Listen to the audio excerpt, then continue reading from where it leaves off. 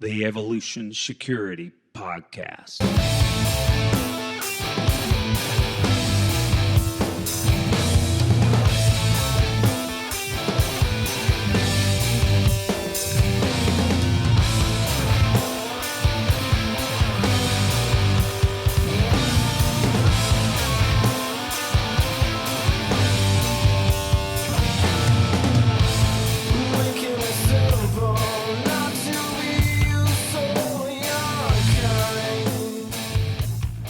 We are super excited to bring back Cecil Birch to Tulsa, Oklahoma for his flagship course, Immediate Action Combatives, 23 through 25 September 2022. This course provides a functional set of concepts and techniques based on Brazilian Jiu-Jitsu, wrestling, and boxing. Training consists of presentation, drilling, and force-on-force evolutions, providing attendees with immediate feedback regarding the efficacy of the skills learned. These methods are for everyone, regardless of physical condition, young, old, male, female, athlete, or not. Describing from our experience last year, this class provides you with a foundation in essential jiu-jitsu techniques and clinch wrestling for the weapons-based environment. These techniques also greatly enhance your skills at your local gym.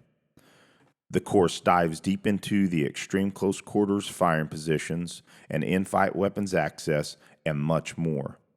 Training will be in street attire with holster, blue gun, and training knives. If you don't happen to have the gear, just let us know and there will be loaners on site. Again, come train with Cecil Birch for his Immediate Action Combatives class, 23 through 25 September. For more information, contact Aaron Davis at aarond1@cox.net.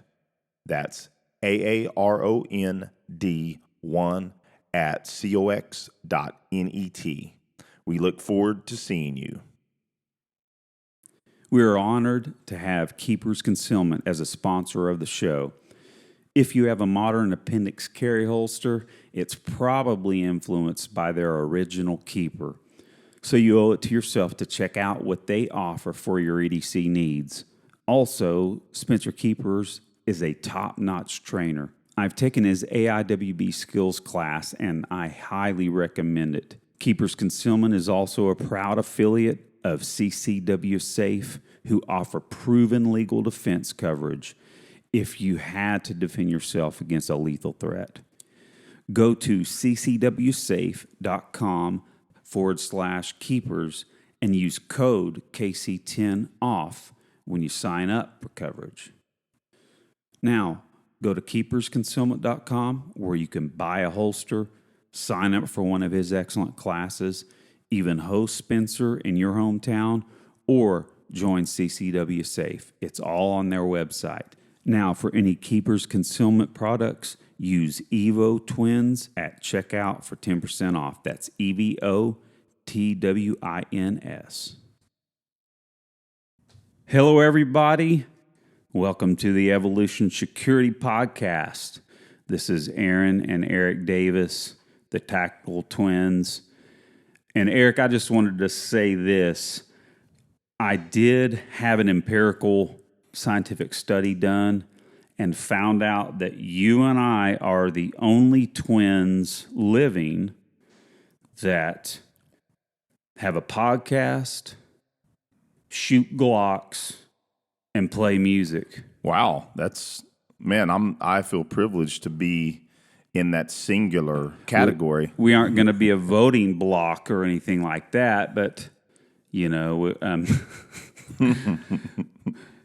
we fit that criteria. I'm sure we can think up a couple others, and you know what? As I'm looking at some of the other stuff we're going to talk about today, there might be some other twin stuff come out here. But bro, Aaron, I'm sorry, buddy. Even before we get going, just because we're just chatting, one of the things I thought of before we came on, we need to remind ourselves we never did a small AAR of the Range Master Advanced Instructor Development class. We still got to do that.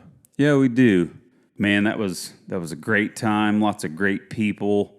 You learn something from Tom always. So yeah, we do need to do that. Yeah, that was a lot of fun. And then we got to hang out for a day after, just you and I chilling and being able to decompress and think about the class and what we learned and the cool people we met. So yeah, we definitely got to go over that too. Bro, having some brews in the pool, that was fun. Oh yeah.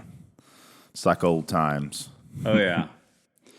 Well, so we're here to chat. This is one of our gear and mindset episodes.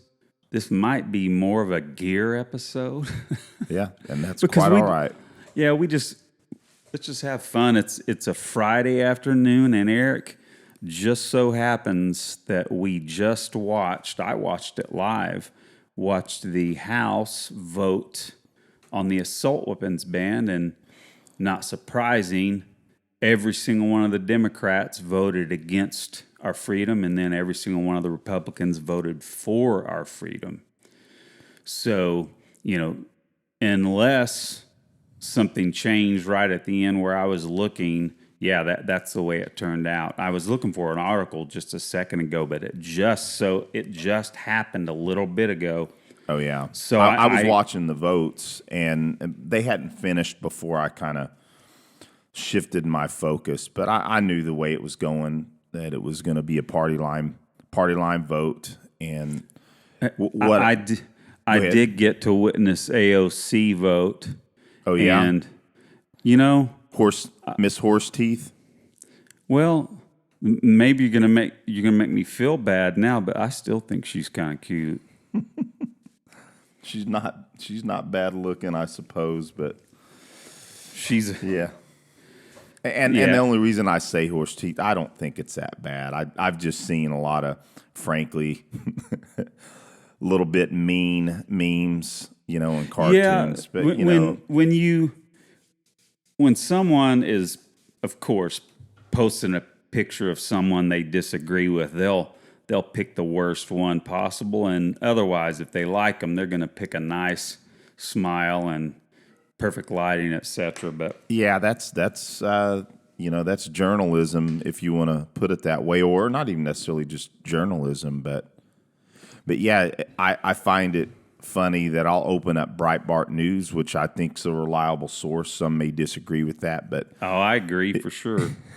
So you can definitely tell where their ideology is, because they definitely choose the most crappy pictures of Biden or any of the leftists. I think it's fun. Liz Cheney, dude, every single picture they have of her, she just looks like this. Mm-hmm. You know how I know that she's actually a Democrat? I know she may be a Republican, but you know how I know she's a Democrat? How's that? Because she's not very attractive. I know that's bad. But AOC's Democrat. She breaks. I guess she breaks that mold, I suppose. But yeah, I know Eric, you're being mean. I know I'm being mean. If anybody is offended by that, I apologize. Well, so we're here to hang out and chat because it's Friday afternoon. That's what I was trying to get around to. It's a Friday afternoon. I have worked my butt off counting other people's millions, and I needed some fun. So I actually texted you earlier and said, hey, man, let's get on and record a fun episode on a Friday afternoon and hang out virtually. So what do you got that you want to chat about, bro? Well, because I don't know if you can hear that out there, lightning, or excuse me, thunder, as my wife jokes with me when I say, you hear that lightning? You're an Okie. Yeah.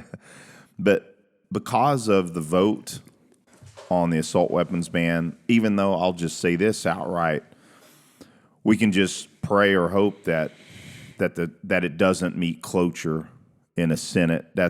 That may be a saving grace, but who knows? We don't know. It could make it through the Senate. Here's the point. They've I think they've had a version of that bill, and Sheila Jackson Lee is usually the person that puts it in and revamps it for the year, etc. They've had that on the in the roster and the background ever since the first quote assault weapons ban sunset in 2004. Mm-hmm. They've had that, and they will push this through until it goes through. Someday it's going to go through. Yeah, it very well I hate may. to say it. Well, and what I find a little bit maybe it interesting, won't, but I'm just pessimistic about that because who knows, man. I would love to be proven wrong on that, but we can give the Democrats this: they're relentless. They never stop. That's something that conservatives can learn from leftist Democrats is persistence. But Aaron, on that note, I just thought, man, as I was driving home and I knew that was going on, it was like I'm grateful, just a little bit of gratitude that I have some decent rifles or pistols as well, and I figured, man, I just express my gratitude that I still am free enough to own the ARs that I have. And man, I just thought maybe we could just talk about them. Talk about maybe our two primary ARs, and sounds fun. Yeah. So let me grab. I'll ask you this, Aaron. Do you count one of your pistols as your primary home defense weapon, or what? Yep. Oh yeah. So I'll be straight with you. I count this AR pistol as my primary home defense. But for the internet, it's been cleared. But anyway, this is a AR pistol that kind of cool. You may recall this when I was building this, my effort was to build something inexpensive. And with Brian's help, him having his discounts and whatnot, I've only got about $650 total in this pistol, and frankly, it's got some pretty decent parts on here, and it shoots incredibly well, extremely reliable. Again, with those discounts, only about $650. Now that's not counting my old school M2 aim point here, which I still love. Bro, didn't you have that on some gear in the sandbox? Yeah, I sure did. This actually, even though it's a personal optic, this is what I ran on my rifle for a good portion of being a soldier, and frankly, that's what I deployed with. Interesting story, and I'll do a rundown on this pistol. My commander, I asked him, I was like, "Hey, sir, you mind if I put my personal optic on my rifle?" And he's like, "Yeah, no problem, Sergeant Davis." And so, of course, I want to zero with it, and I want to qualify with it. So I just went ahead. I'd already qualified, maybe a few months before, but like I might as well go ahead and qualify with it. Well, and this isn't that big of a deal. Folks that were in the Army know it's not that hard to get a 40 out of 40, but it's decent enough to get that score. Well, I figured maybe my sergeant major would have either congratulated me when he called me in his office right after, but you know what he called me in there for? What's that? He called me in to tell me that I had to requalify because I couldn't qualify with this red dot. Which, for folks that know the regulations, of course you can qualify with your optic. It just silliness. Now, folks have heard me say this. I wasn't anything sexy. I was in a support MOS, but I took all this stuff serious. I was a competitive shooter and, of course, a martial artist well before I joined the Army, so I took this stuff serious. And I knew the regulation, I don't remember which one it is and where it even came from, but I told him, I said, well, Sergeant Major and regulation so and so, it states specifically that you can qualify with it. And you know what he said at that point? Well, Sergeant Davis, I just wanted to know that you knew the regulation. Oh. But Aaron, I don't That's really hilarious. think I don't really think that he did. I think that because I knew this Sergeant Major, I'm not going to mention his name. He pulled some goofy stuff. No, man, that was him BSing his way through, not knowing what he was talking about. Well, and the reason he knew, because he had qualified the same day. I was surprised he was out there, frankly. But so he qualified with irons? Yeah. Okay, yeah. And I don't remember did he see you qualifying with that optic, or? I don't really recall. Yeah. I don't really recall. I know that I ran into him out there because I remember, saying, how's it going, Sergeant Major? Which you typically do, and I'm out of respect. Of course, I respected him overall, and especially respect the position. Mm-hmm. He was our battalion sergeant major. So, but anyway, that was kind of a funny story. But anyway, just a little rundown. I got a blemished BCM upper. I forget what it cost me. It was cheap. And then I'm running a ballistic advantage lower, a ballistic advantage that is 10.3 barrel, running a CMMG rail system, and a battle comp for the muzzle device and the light on here, which I'll tell you, the only thing I dislike about this light, and again, I was going on the cheap, I wanted to, is this isn't momentary only. Now, it will allow you, if you hold it down long enough, it'll be momentary. But if you click it quick, it'll stay on. Hey, bro. Yep. Travis Haley would be on your ass about that. I know. I thought of Travis Haley when I first got this because I didn't know that's the way the pressure switch worked, or else I might not have gotten this. But it's an inexpensive light. It's the TLR RM1, and it's about 500 lumens, I believe it is, which is pretty bright for, a short pistol. And, bro, let me be clear. There's my dang email going through here. And to be clear, I'm not saying Travis Haley's all that. I think he's a pretty good instructor. Oh, absolutely. But I'm just bringing up. I recall very, very vividly him getting on to you about your light staying on when we were working that dragonfly technique he was teaching us. Oh, absolutely, and I agree completely with that. And then did I think you borrowed one of my Enforce lights the next day, didn't you? Yeah, and I have one of those on another rifle, but I didn't have it with me. But I'm also running the Proctor sling, good old Proctor sling, man. I still love these freaking money slings.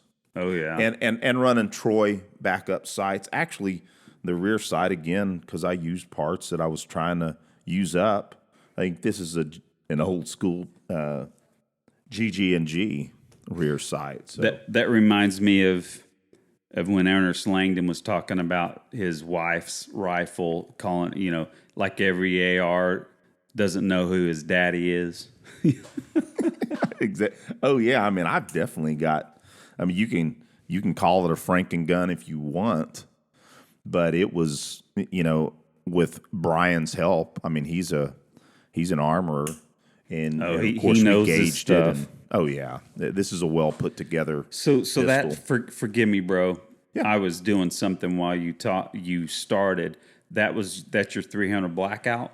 No, it's a 5.56. Okay, that's my main home defense pistol. Now, what I'm running in it. That's what I was going to ask you. What load you run in? So this is Black Hills. It's the 77 grain, the special ball what is it? The Mark 262 Mod 1, I think it is.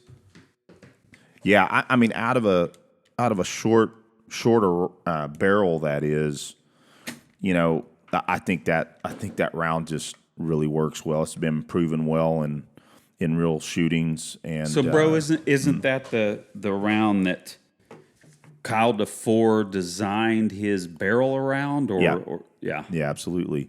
And it just works great out of a shorter barrel. And you know, our good friend Chris LaPrey, you know, he's had to use that in a real incident, and he said it performed really well. And just so happened that the incident happened with one of his 10-3 barrels. Interesting. That was what he was carrying.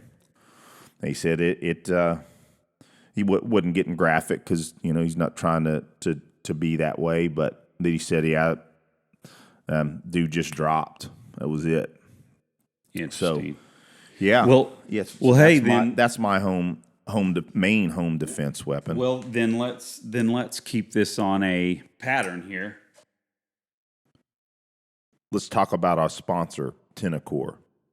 Tenacore continues to innovate with pressure test, purpose-driven carry solutions, from holsters to mag pouches to carry and duty belts. Their new Zero underbelt builds on a high-performing Zero belt, adding loop Velcro to the outside, making it the perfect platform to support your duty belt, competition belt, or if you simply want a reinforced carry belt. This is the ultimate solution. If you're interested in picking up one, visit tenacore.com. Now back to the show. So like you said, bro, that's probably loud in my mic. Sorry, everybody. No, at least it went on my end. So this is my primary home defense. It is a pistol. And Eric, I believe we have the exact same barrel at Ballistic Advantage. I probably need to talk into my mic better. But so everything on here, my lower receiver and my upper receiver and my rail, they're all BCM.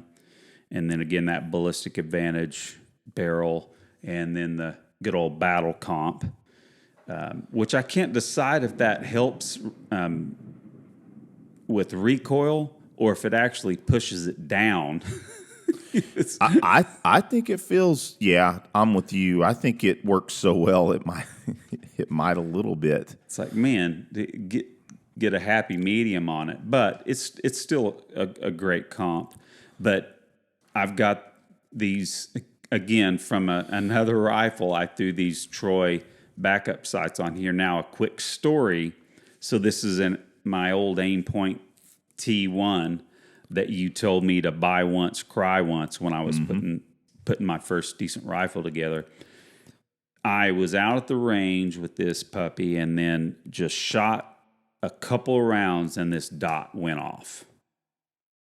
And so I didn't have backups on it, you know, trying to go low vis or something like that, you know, some sexy term, but what it ended up being is that the battery connection was too loose.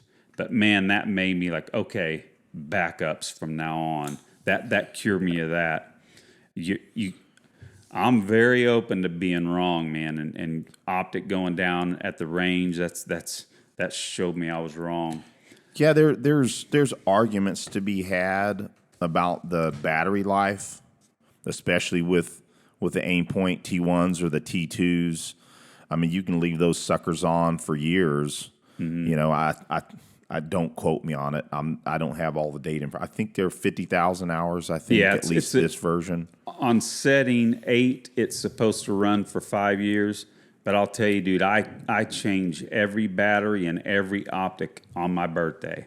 Yep, same here, bro. I mean, I only started that. Well, let me say the birthday. Using the birthday only about the last 2 years. But yeah, there's no reason. It's very cool if you have to. Now, I will say this. I forgot to mention that. Of course, the BCM pistol grip that I have on here, I've got an extra 1, 2, 3 battery and an extra battery for the M2 as well. And I have that in my main AR as well. Yeah, so I've got an extra battery for both. Yeah, I run that in both of mine here too. Now, yeah, that's pretty much the gear rundown on it. Of course, the Proctor sling, and I'm reminding everybody, if you're coming in here, we are celebrating the AR since we got voted against our freedom today in the House. But I just got to say that again. Now, this also has the Enforce light on it. I have it on a Thorntail. That I know there's debate about where you place your light. Man, I don't get into that stuff. I can use the thing. I think it's completely personal preference.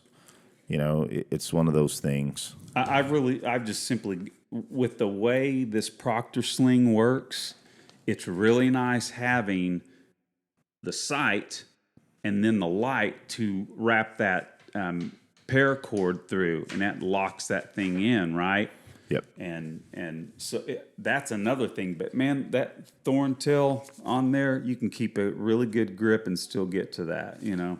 So, and I'm glad you brought up your rounds. Now, we got to stress, you know, when people ask you, why do you need an AR-15?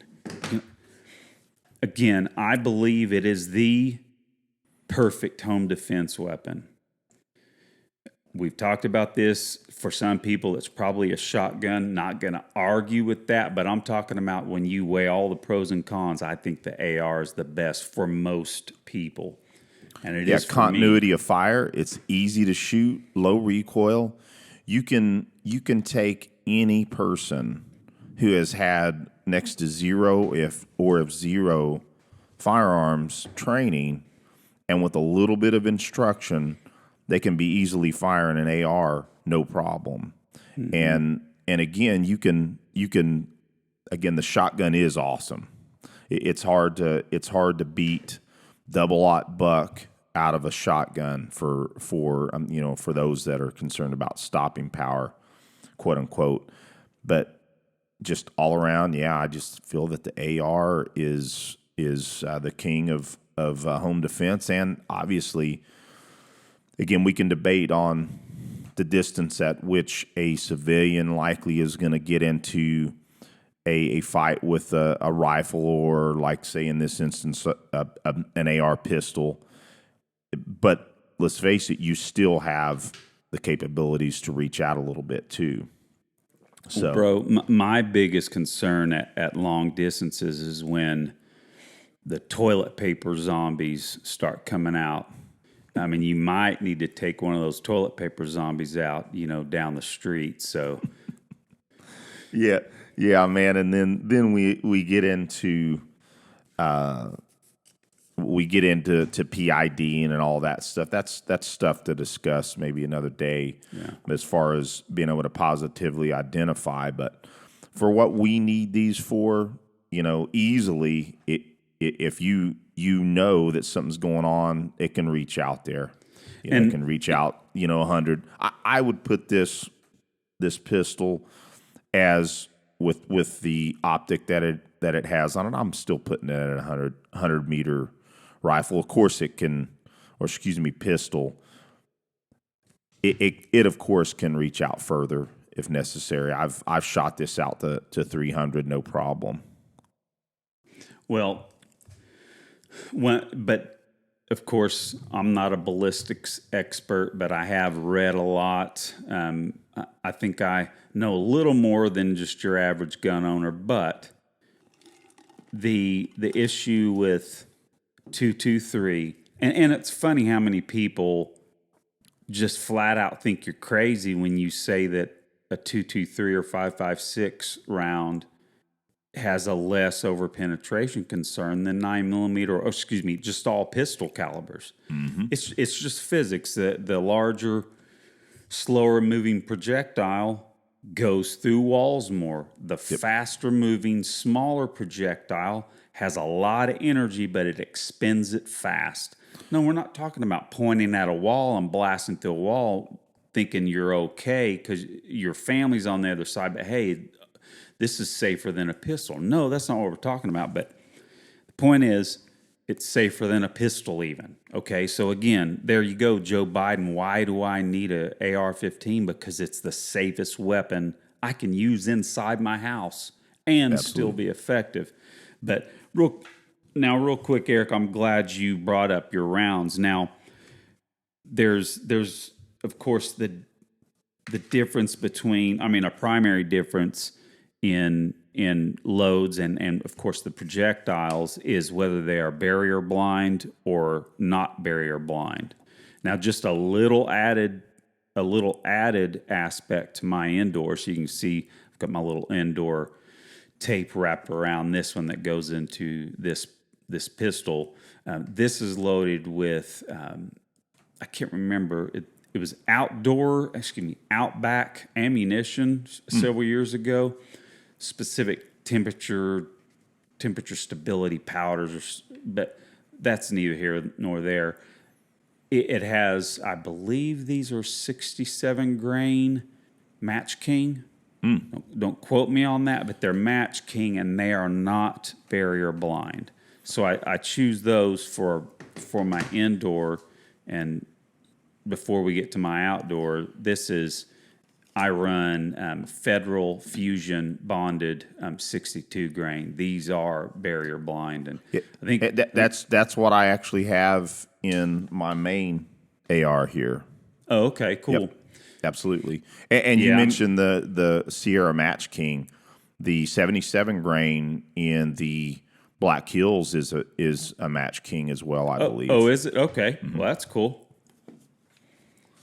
Yeah, and by the way, I didn't mention this. Kyle DeFore, you mentioned Kyle DeFore. This is a match grade round. This is the military. All the armed forces have used this 77 grain Black Hills to awesome effect at distance. It really out of a squad designated marksman type role.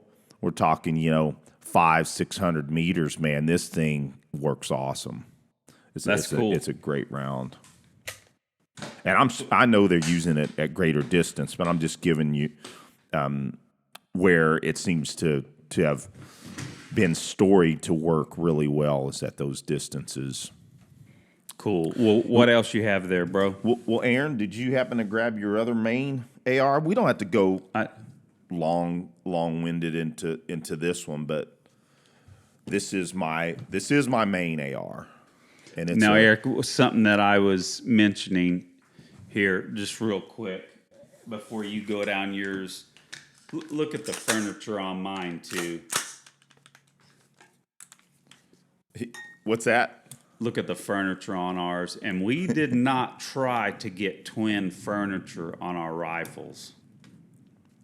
Yeah, and we built these quite a ways ago, and it is. I know that tan or whatever, dark earth, flat dark earth. Thank you, Aaron. It is still fairly popular, but a lot of people are going back to good old black rifles. But yeah, this is a complete BCM. Only difference is I'm running a Noveske NSR rail. That was what I could find at the time. That was the skinny type rail, and of course it's key mod, and of course the light. This I believe is the Streamlight. Heck, I wrote it down because I wouldn't remember.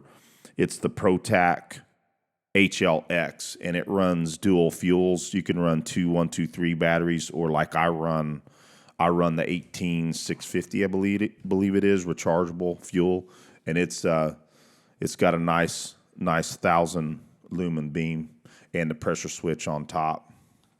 But yeah, that's going to give somebody solar retinopathy. and running the Proctor on this one as well. But yeah, that's that one, and I love that one. It works really well. Yeah. So and it's running the BCM hybrid comp/flash hider. I forget what model this is. Honestly, it's been a while. Yeah, one of those mod zeros or mod ones. Yeah, I think you're right, man. I think it's a mod 0 or 1. And now it works pretty well. So I think both of us. So yeah, we have these are almost the same rifles. It's funny. Now, if I had to do it all over again, I probably would go with a straight 16-inch barrel, so I could mess around with comps. But that's all right. This is the same, BCM Mod 1, I think is what it's called. Yeah, and I'm glad you mentioned that, Aaron, because I may have not mentioned that it's a 14.5 with the pinned comp/hider. Yeah, so that's what yours is as well, the 14.5 pinned, right? Yeah, bro. These are almost the same rifles, so I don't need to go into too much detail on it either, but one of the main things is, and I joke about this, and when I put this together with this scope, this is my toilet paper zombie rifle, so I can reach out with this. You got some good PID capabilities with that optic. Yeah. Yeah, this isn't a super fancy optic. This is a Viper PST Gen 2 126. It runs great, and I've got it on MI Industries mount there.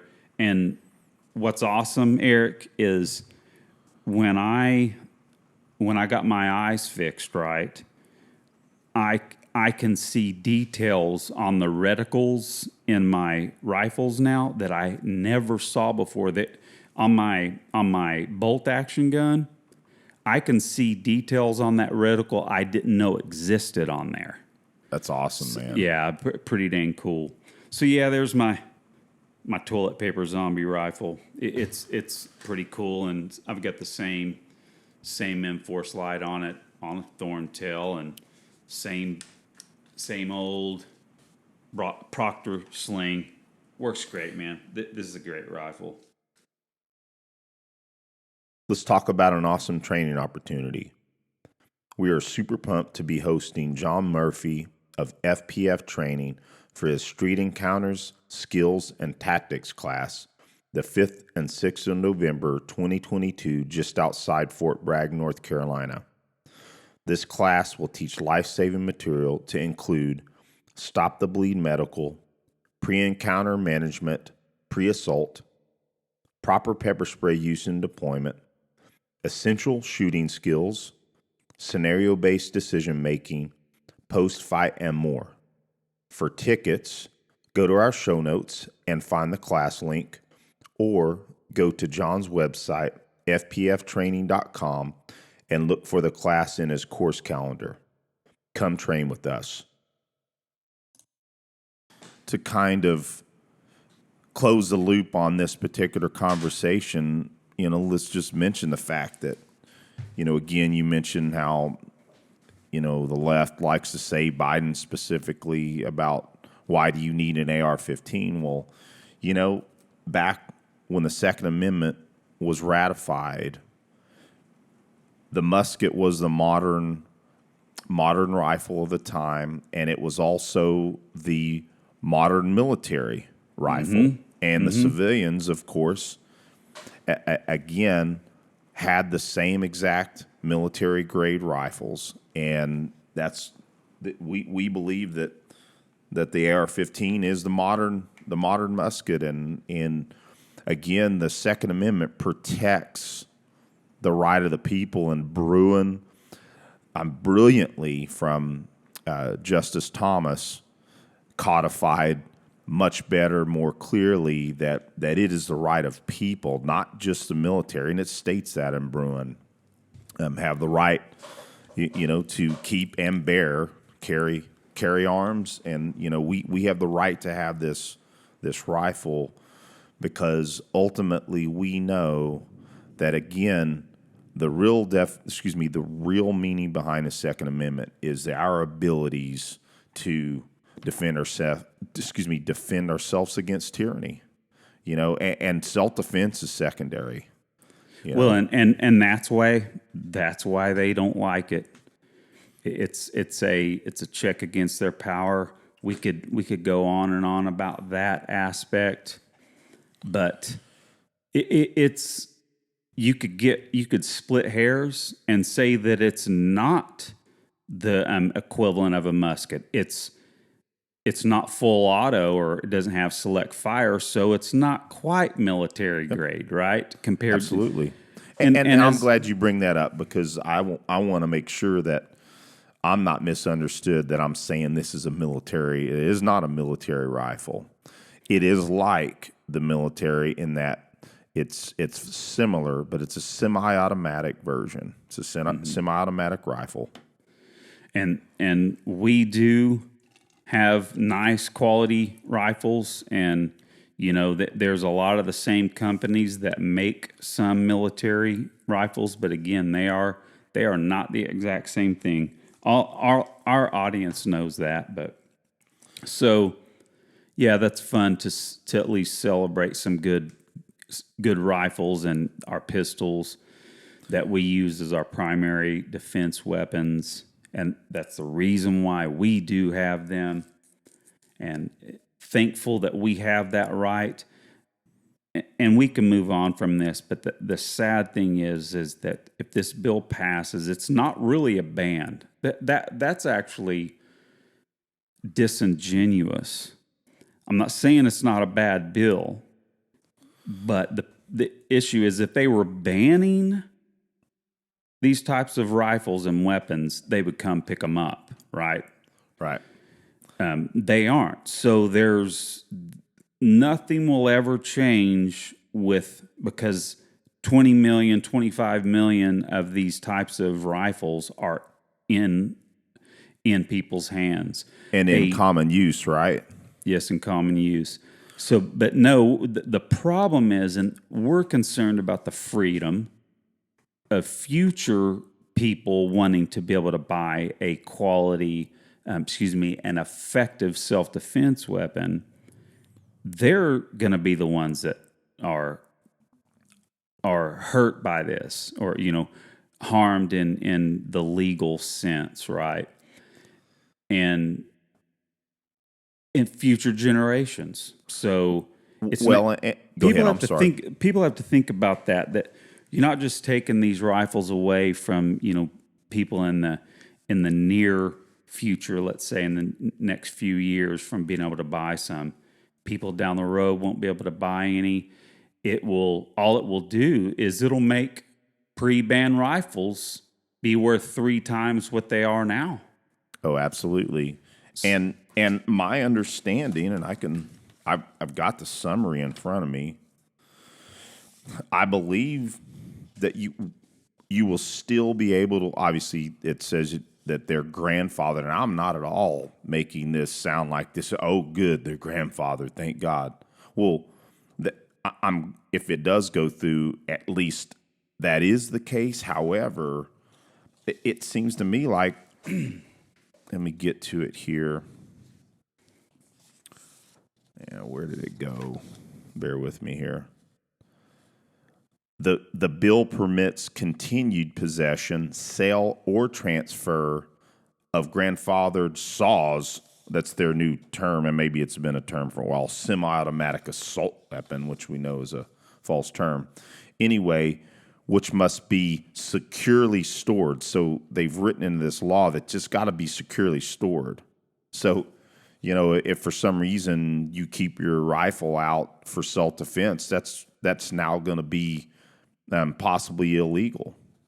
Well, and go ahead. And let me at least, I'm not sure if I might, I can't spit it out. I think I disagree with that understanding, but just bear with me.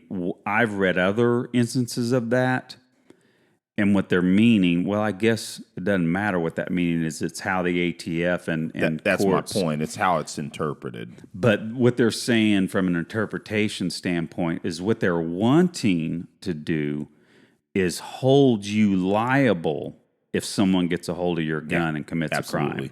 That you will, if you didn't follow that safe storage, then you're at fault and you're going to go to prison. Yep. So yeah, absolutely. So I read it that way as well, buddy. When my boys get out of the house, I can guarantee you there's going to be a rifle sitting next to my bed from then on. I don't have a rifle out. When my boys are here, I just don't think it's responsible, no matter how old they are, to have something like that out. But I can lock my door at night then. There's that extra barrier, so someone's not just going to walk in and grab my rifle. But yeah, it's a shame. The future generations are the ones that'll suffer and or have to pay an exorbitant prices for one if they want one. But you're saying that does say you can sell. Yeah, I mean, it does say that you can sell, continue possession, sell, or transfer of grandfathered saws, the rifle term they're using, which must be securely stored. A licensed gun dealer must conduct a background check prior to the sale or transfer of a grandfathered saw between private parties. So they're writing into that now they're getting, their gun show loophole thing taken care of with at least these rifles. Is then you've got to go get a background check to transfer it. So yeah, you can, by the way this summary reads, still be able to sell it. So that makes me think, how class 3, like the pre-86 class 3 weapons that are still available for civilian purchase, man, those things are freaking ungodly expensive. I haven't priced any in a long time, but I mean, they're in the thousands of dollars. I mean, bro, I think $5 to $20,000. Bro, I think the last time I saw a price on like an MP5, I think they were like $35K. Oh yeah, it wouldn't surprise me. And yeah, don't quote me on that, but I'm pretty sure that's about what they go for these days. Well, but nonetheless, even with this grandfather, this is absolutely a trampling on liberty. And again, like you said, for future generations and even just, folks that were maybe on the fence about getting a semi-automatic rifle. Now they're going to not have the capabilities to get a new one. And here's another aspect. It's not a ban. Words mean what they mean. A ban means can't have it. So, yep. You know what? For their constituents, for the people that support them to do something like this, they're lying to their supporters too. Well, they've got to do something. Yeah, we got to do something. But seriously, though, Eric, they're insulting the intelligence of the supporters. They're supporters. That's the truth. So, I mean, can't even be honest about that single thing. Yeah, all it does is end the future manufacturing or selling of these types of rifles in the future. And Eric, will it stop any one of these nut bar, just evil mass murderers to get a hold of one? Of course not. They do not care. They do not care about a stupid law. Nope. So that's enough. Well, yeah. I don't think we planned on talking that much about that, did we? No. But like I said before we came on here, we're just going to have a jam session. Yeah. Bro, speaking of jamming, I was writing some music this morning, and one of these days, I actually recorded a scratch track with a click track that I put together for you. So if the stars and planets align, I will have you attuned this weekend. I believe it when I see it. I know. I've been telling you for a while now. I think I literally have about 5 compositions. I call them compositions because they're instrumental for our show. I call a song to me is something where somebody's singing. Yeah. So I'll call these compositions. So yeah, I've got 5 compositions that I've been kicking around. Some of them for the last year, but I'll just kind of tweak some parts here, and I'm not totally happy with the way this runs. But this song was one of those that I've been kicking around for a long time. But man, I just found a couple of chords and a couple other things that, man, were the glue to hold it together, and I think it's going to be dang cool. Well, awesome. I'm looking forward to it. Yeah, For sure. And speaking of which, Aaron, real quick, I know when you were on vacation, I sent you, speaking of a scratch track, I sent you a recording of my drums with my kick mic'd a little different, and even the overhead. That's not the overhead I actually used that's up there right now. But what did you think of the drum sounds with the newer miking? bro, it sounded like a cannon. It was. I put that on. It was like, boom, boom, boom, boom. So maybe it was too much. I think we got to split the difference because you're going to have you use a a high pass filter EQ on that to get rid of a lot of those sub frequencies. It might be hard to get rid of them properly, and it's still going to be too thick. But Well, you know what's interesting, though, Aaron, is that I think it's simply that the placement of the mic in front of the reso head must have just picked up more of those tones. And I really believe, and if Justin's out there listening or any other audio engineer, I think it's also possible that where the placement was of the mic in relationship to my other mics, it's real possible I was getting a little phase bit of cancellation. canceling. Yeah, and that may be it. It's just my standard for a kick drum sound is Tommy the Cat. Great sound. It almost sounds like a marching band kick drum. I mean, marching band bass drum. And a couple of our recordings, I was able to tweak something like that out for you. And it was funny. It was with your older drum kit. And I think it was because you had a little different miking, and speaking of, Eric, pretty cool that my kick drum reference is from Tim Alexander, who we have started a little friendship because of this show. Pretty dang cool. Oh, I'm pumped about it, man. It's really cool because he's on a different time zone than us, and it's cool to wake up in the morning and see a new text from Tim, because we're trying to set some stuff up. So yeah, very cool, man. We're blessed for sure. Well, bro, I don't want to meander too much. Hopefully, people are still having fun hanging out with us. This is a jovial, laid-back conversation. But Eric, I wanted to talk to you, especially since you didn't you ignored my text about my trigger work on my my new Glock and my old Glock. Oh, I didn't ignore it. I think I was just busy and I forgot to, man. Oh, shut up.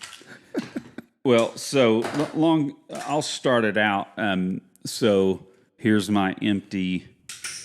I say but it's just easier for me to say that. It is in my house, and some of my money went to buy it, right? But no, this is my wife's Glock 48.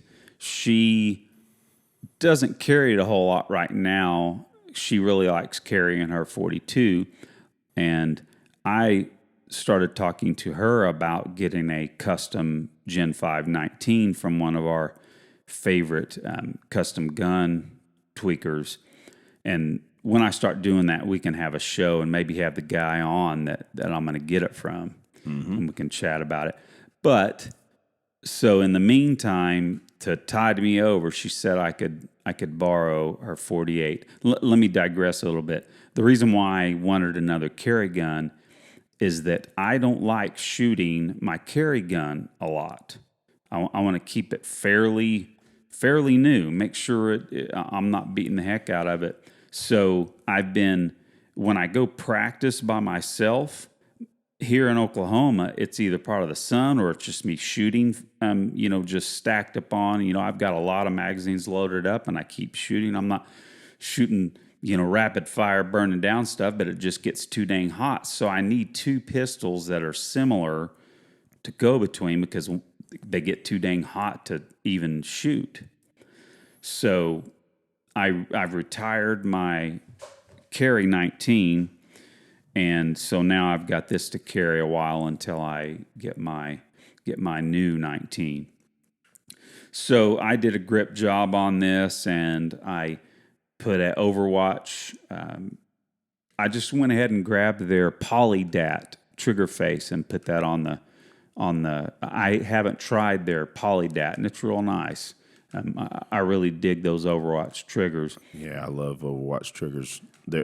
I have them on all my primary pistols. Yeah, now. Same here. The thing is, man, they really, if you place your finger on there right, it almost forces you to do a nice rearward trigger press. But so something I think it might be common, but that the slimmer frame Glocks, apparently, and my Glock 42s like this too, the triggers are heavier. Yeah. And same on my 43. Okay, so there's something about the geometry of these new single stack designs. So and this thing was just so freaking gritty.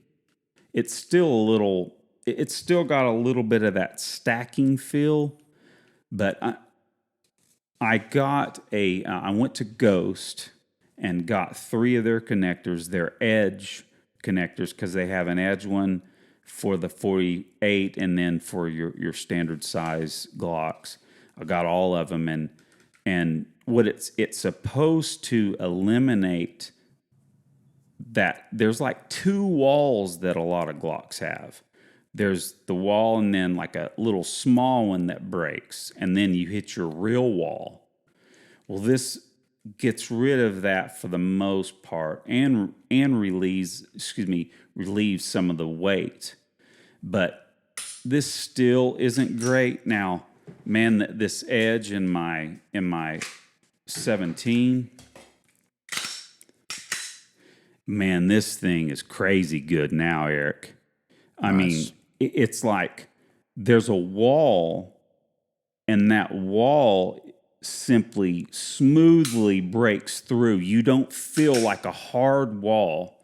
You just hit that wall slightly into that trigger press, and then it's a real consistent break the rest of the trigger travel.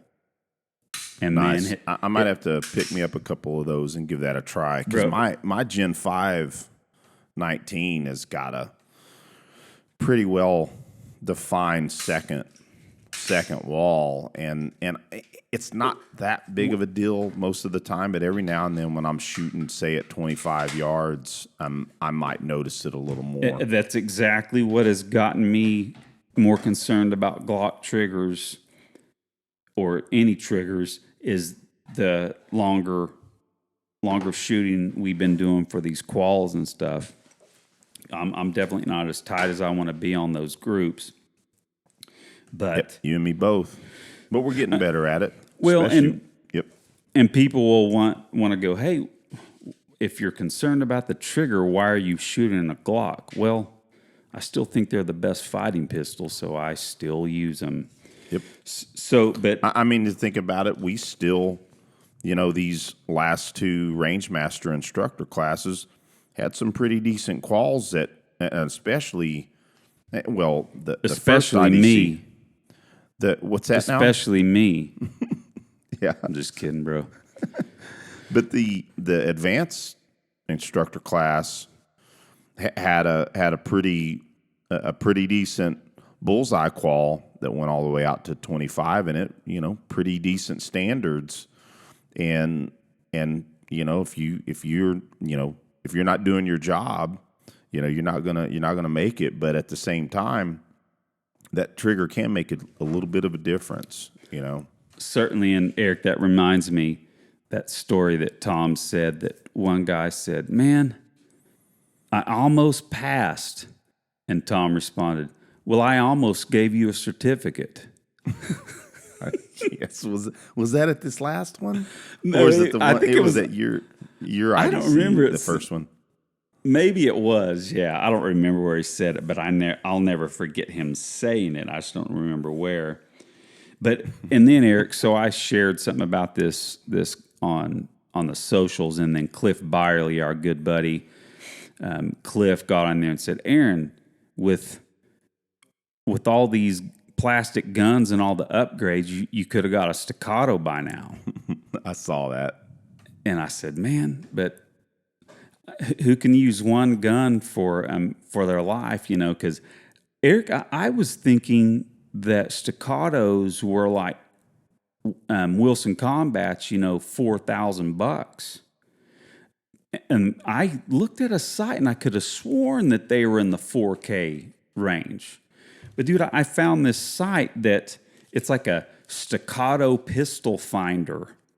And man, if the prices on there were around between 2K and 2.5K, man, that's reasonable. That's what I thought I was tracking. Yeah, somewhere around 2,500. That's fairly reasonable for a pistol like that, because you're not going to have to upgrade it. The only thing you have to do, in my case, is slap an optic on it.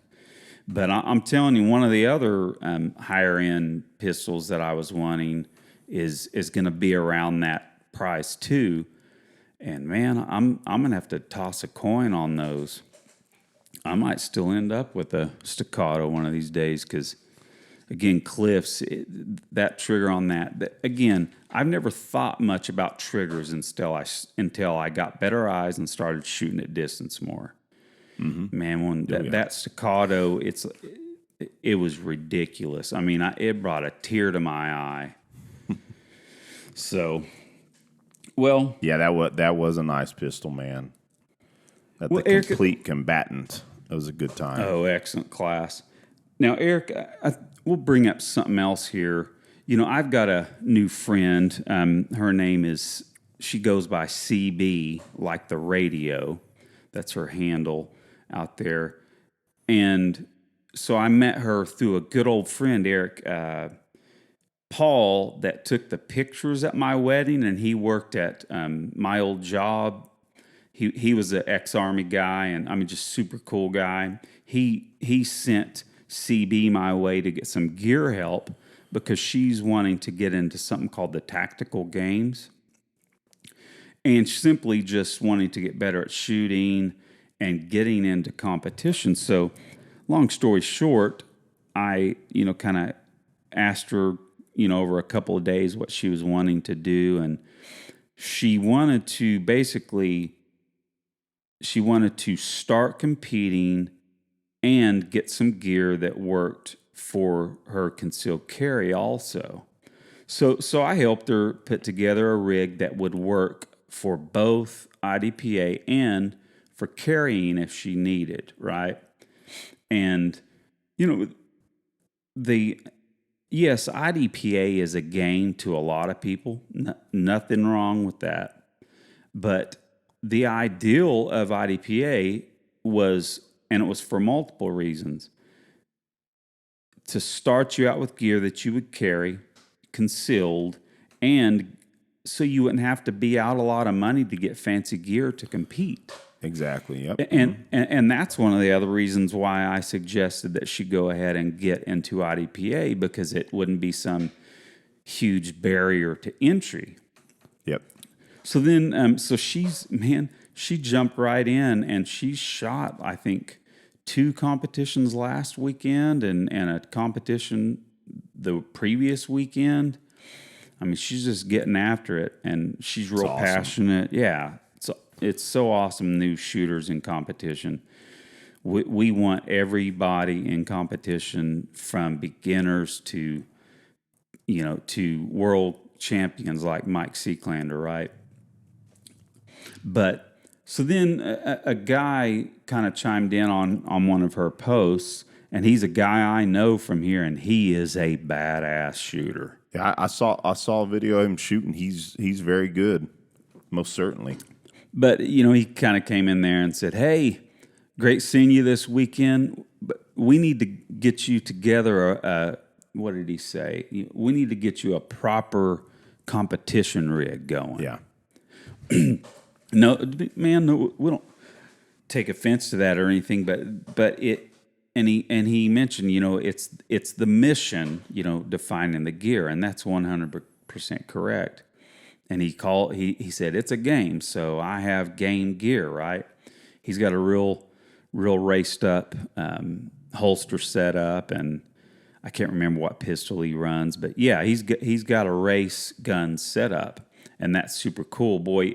If you shoot USPSA without something like that, you're probably gonna be hurting. Yeah. But Agreed. But then it just came back to, okay, but yeah, the mission for her and for us is to practice with carry gear. Dude, I like doing well in competition, but I am not going to.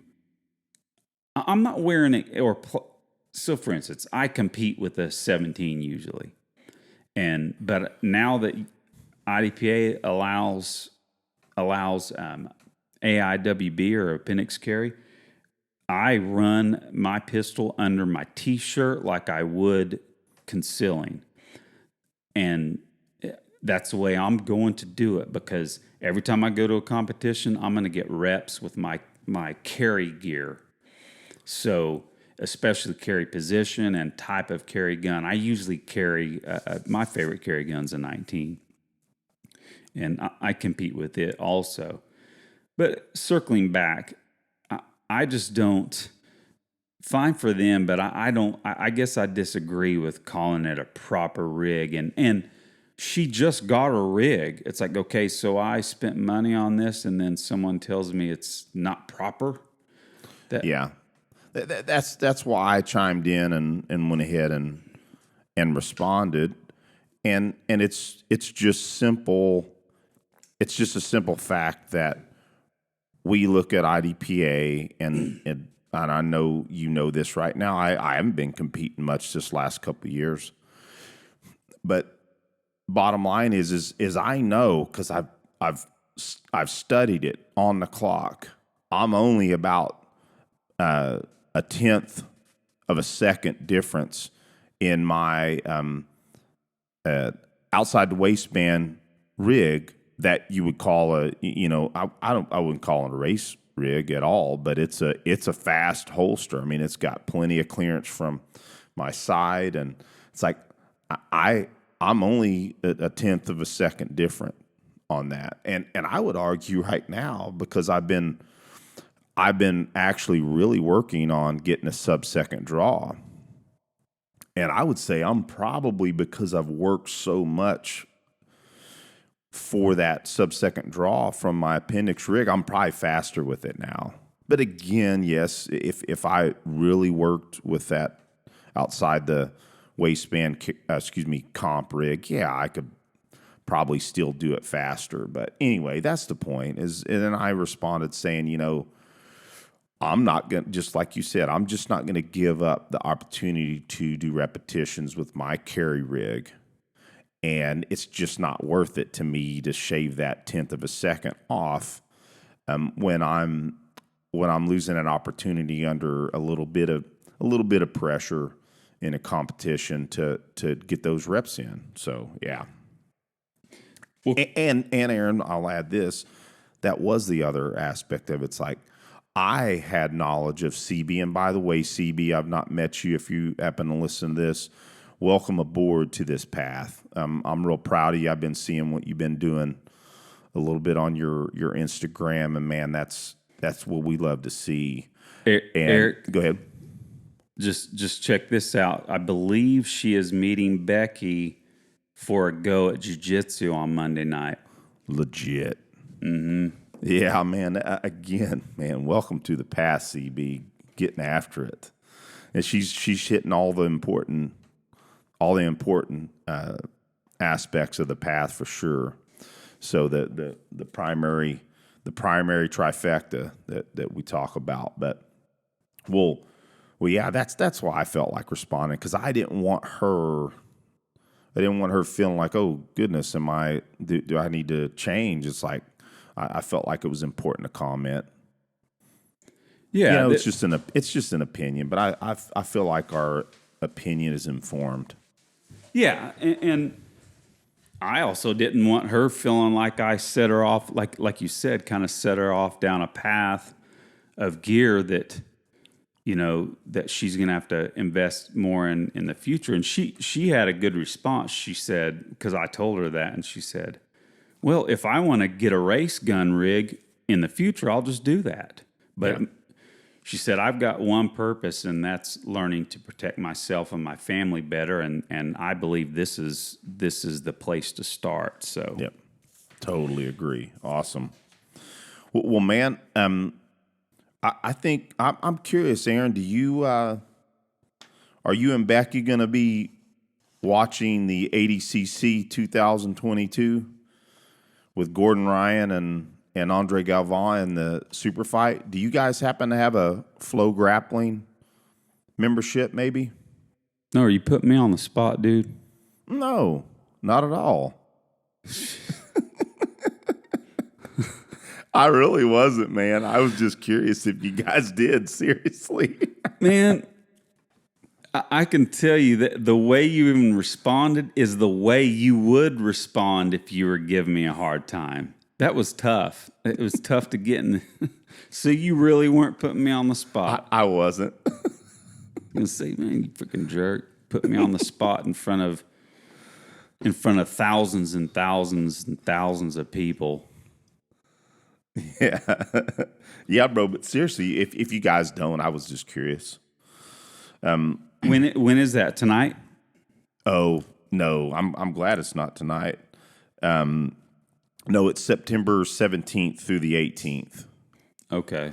Yeah, man. I mean, maybe you guys consider just doing I think you can do a monthly. Just freaking do it for the month and just cancel it, if you don't want to go further. Yeah. But man, Dude, go ahead.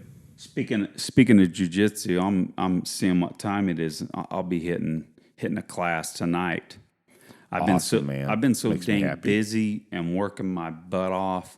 Again, counting other people's millions, not my millions, but other people's millions. And I haven't been able to go to class at all this week. So, Well, bro, full disclosure, I've only went once this week because of work. okay. And Both of us. it's been but I'm gonna go to open mat as well. When's that? Tonight? Sunday. Cool. Yeah. So yeah, bro.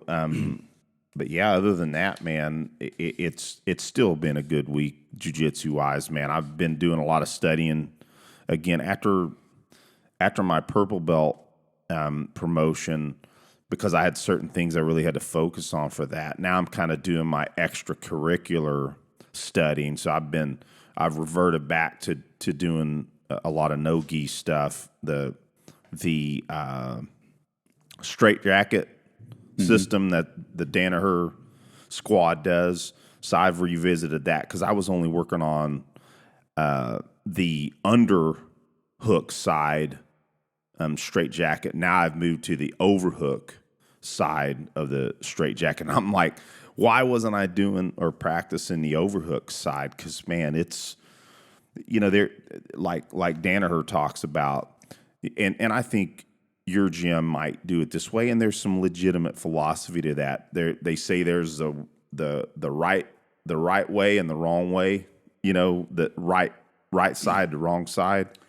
Now, bro, when you say straight jacket, let me ask this: the other night it was a fun class. We were working on a few different chokes that were.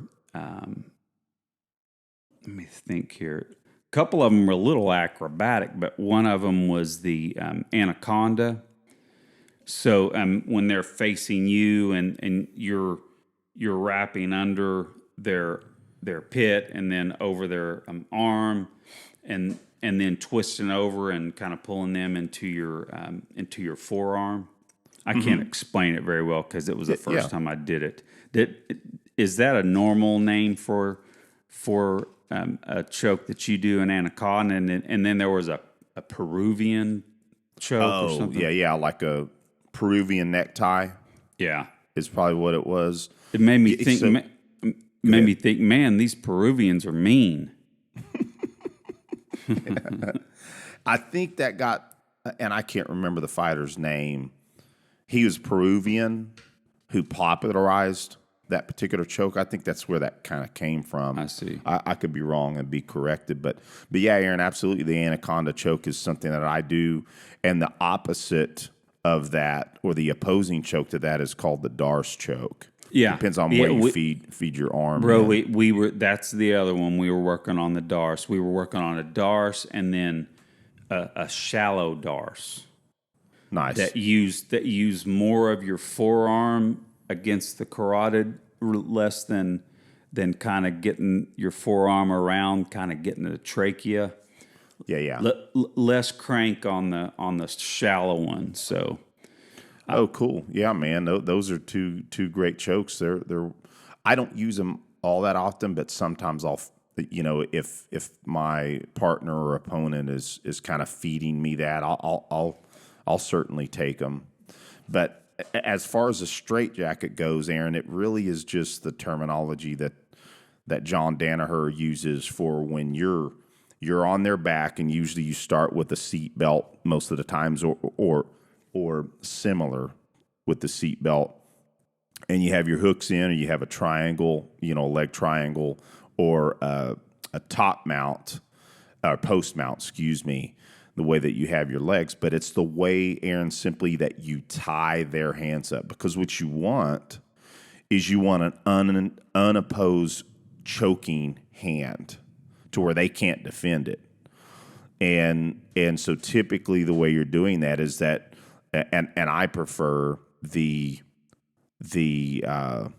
cross grips, the way that you grip their hands and the way that you can feed it down below their chest line, and being able to feed your feet over that hand and then trap it either from behind their back, or you actually can cross your feet if you do it properly to where you're trapping their arm underneath your feet, and then you can then grab the other hand and push it down below the chest line, and then start feeding your choke, and they can't do anything about it at that point. The only thing they have is their chin to defend it.